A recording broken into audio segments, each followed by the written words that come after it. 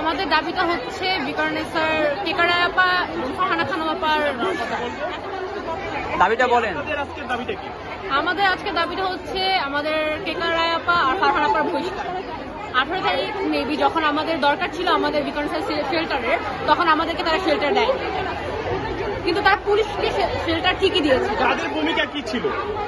তাদের ভূমিকা তারা যে আমাদের গেট খুলেনি, দারুণ আঙ্কেলরা আমাদেরকে ঢুকতে দেয়নি ভিতরে, কিন্তু যখন আমাদেরকে পুলিশ টিয়ারসেল গ্যাস মারে এবং লাঠিপেটা করে বিকরণ স্টুডেন্টদেরকে, কিছু কিছু ফুটেজ দেখা গেছে, তখন হচ্ছে আমাদের বিকরণ শেল্টার দেওয়া হয়নি, কিন্তু পুলিশের যখন দরকার ছিল তখন তাদেরকে ঠিকই শেল্টার দেওয়া হয়েছে।